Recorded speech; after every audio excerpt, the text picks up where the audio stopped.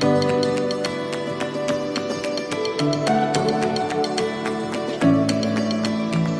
mind shift process that we have takes these really complex challenges that have been stuck for years.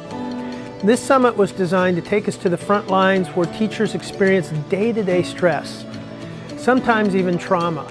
Our whole purpose is to put ourselves a little bit into the shoes of the teachers who go through this day-to-day. And what we just found amazing teachers, really resilient, people who are dedicated and feel a high sense of purpose in what they're doing. However, what's not being explored is what it's really doing, the toll that they're taking on when they go home in the evenings. So today what you're seeing going on is a group that was immersed into this experience for the last 2 days, and they've broken into several teams.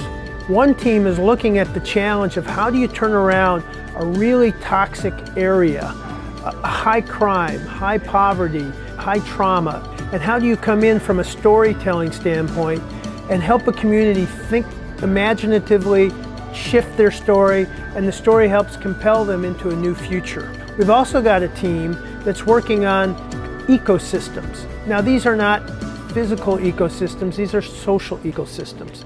So they're coming in and helping us look at the experience we've had and filtering that through what are the different systems that are related here? What's the business system in this area? And how do you begin to link that more tightly with the social system, with the educational system, with the law enforcement system?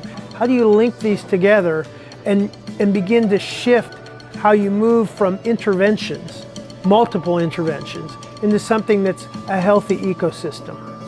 We're also looking at this through the lens of design.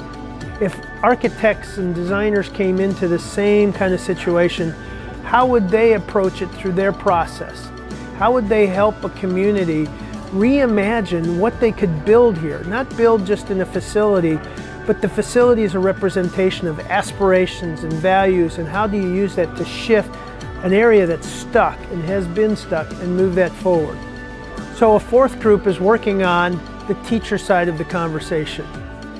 How do we create early warning systems to know when a teacher is at risk of burning out?